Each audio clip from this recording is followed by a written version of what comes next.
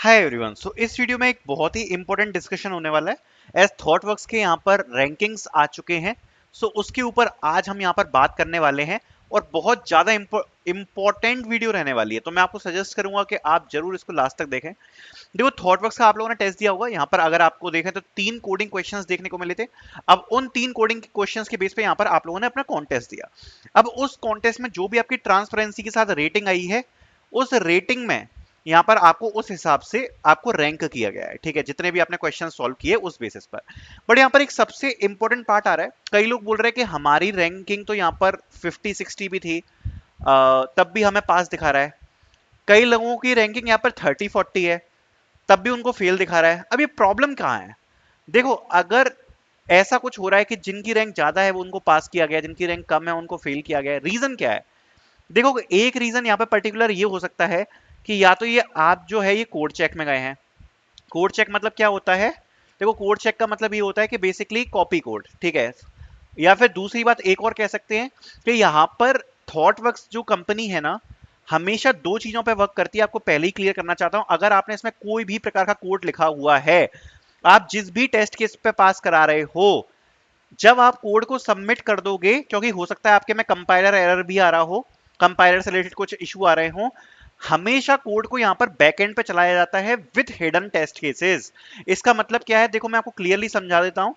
अगर आपको स्क्रीन पर दिख रहा है कि आपको 10 टेस्ट केस पास हुए हैं, उसका मतलब ये नहीं है कि केवल 10 ही टेस्ट केसेस हैं।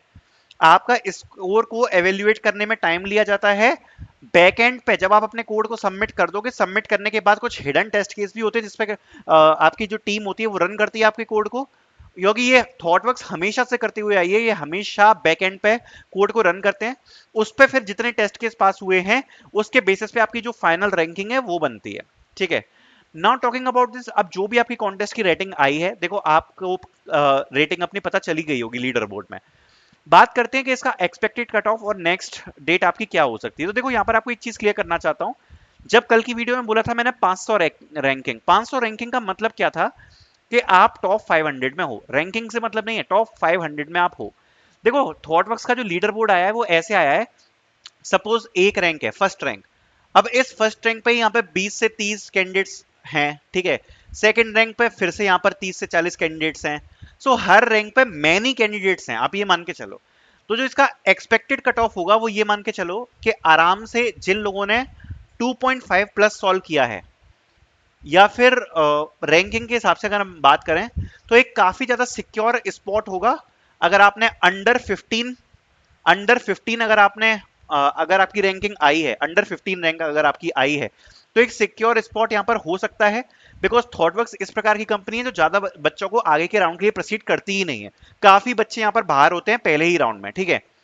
अंडर 15 आपका सिक्योर स्पॉट हो सकता है, क्योंकि आप ये मान सकते हो कि 15 रैंक तक टोटल आप ये मान सकते हो 300 से 400 बच्चे आराम से होंगे 15 रैंक तक। क्योंकि हर रैंक पर आप ये मान सकते हो लगभग 20 के आसपास बच्चे हैं, 20-25 बच्चे ऐसे कुछ हैं। तो 300 से 400 बच्चे तो आपके अंडर 15 ही होंगे। उसके बाद काफी सिक्योर पोजीशन है अगर आप 15 के अंदर हो। अगर आपकी रैंकिंग 20 के अंदर है, तो भी आप ये मान सकते हो आप लगभग एक सिक्योर पोजीशन पे हो। आपके 60-70% चांसेस यहां पर बन सकते हैं सिलेक्शन के। अगर आप अंडर 30 हो, तो यहां पर 50-50% चांस है। और अगर उससे भी ऊपर रैंकिंग आई है, तो यहां पर भले ही आपको पास दिखा रहा हो, बट थोड़ा सा मुश्किल यहां पर आगे की शॉर्टलिस्टिंग में हो सकती है, ठीक है। बट तब भी अगर हम एक लीप ऑफ फेथ लें, तो यहां पर आप ये मान के चल सकते हो कि बिल्कुल अगर चांसेस की बात करें डिपेंडिंग अपॉन थॉटवर्क्स, तो यहां पर आपकी 70-80 रैंक तक के चांसेस बन सकते हैं if they consider that pass remark. अब जो उनने जिस भी बेसिस पे अपना पास रिमार्क दिया है उसके बेसिस पर, ठीक है। बट उसके ऊपर तो यहां पर काफी ज्यादा मुश्किल हो जाएगा 80 रैंक के ऊपर, क्योंकि पॉसिबल ही नहीं है, काफी सारे बच्चे यहां पर हो जाएंगे, ठीक है। तब भी मैं अगर आपको सिक्योर स्पॉट की बात करूं तो अंडर 30 आप मान सकते हो, लेकिन अंडर 20 अगर है तो काफी सिक्योर स्पॉट होगा। बट जो भी अब कट ऑफ होगा वो तो कंपनी के ऊपर है।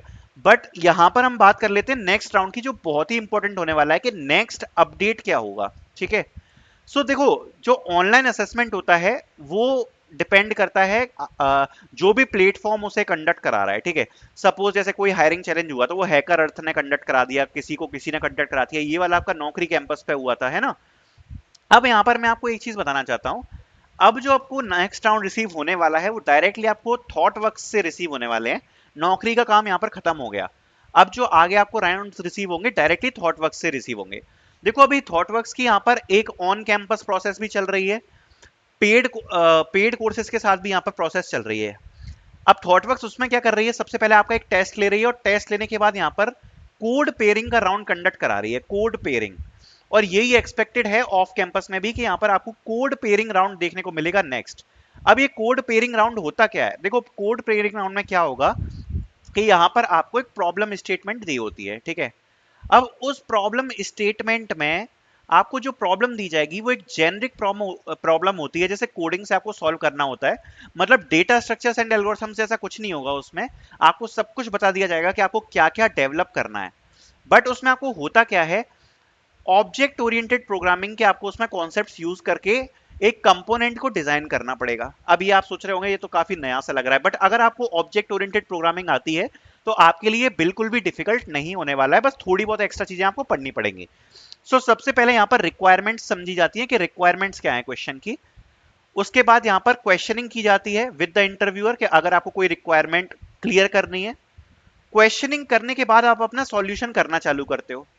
अब सॉल्यूशन जो भी होता है वो ऐसा नहीं होता कि आप एक कोड एक बार में लिख रहे हो, ये होता है डिस्कशन बेस्ड सॉल्यूशन, जिसमें आप डिस्कस करते हो इंटरव्यूअर के साथ। जैसे सपोज के एक कोई मूवी मूवी टिकट बुकिंग का सिस्टम बनाना है, लेट्स टेक एन एग्जांपल। तो सबसे पहले आप इंटरव्यूअर से क्लियर करोगे कि आपको क्या क्या फंक्शनैलिटी चाहिए, कितना स्ट्रेंथ हो सकती है, कितना स्ट्रेच कर सकते हैं। उसके बाद आप डिजाइन पार्ट पे आओगे और ऑब्जेक्ट ओरिएंटेड प्रोग्रामिंग से कंसोल पे डिजाइन करते हो, ठीक है। अब आप सोच रहे होगे कि इसको प्रिपेयर कैसे करना है, ये तो बिल्कुल कुछ नई ही चीज लग रही है। तो देखो पहली चीज तो ऑब्जेक्ट ओरिएंटेड प्रोग्रामिंग आपको अच्छे से आनी चाहिए। दूसरी बात डिजाइन प्रिंसिपल आपको आने चाहिए। अब ये जो डिजाइन प्रिंसिपल है ये ऑब्जेक्ट ओरिएंटेड डिजाइन का पार्ट होते हैं, ओओडी जिसको हम बोलते हैं। अब इसको प्रिपेयर कैसे करना है भैया, कहां से पढ़ें, ये तो कुछ बिल्कुल नया है। देखो नया कुछ नहीं है, 2 दिन में अच्छे से प्रिपेयर कर लोगे आप।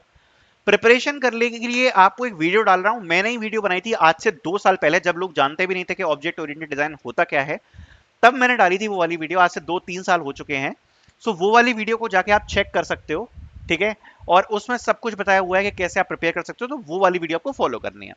आई होप थॉटवर्क्स की चीजें आपको क्लियर करी होंगी, नेक्स्ट राउंड आपको क्लियर करा होगा। So thank you so much for watching.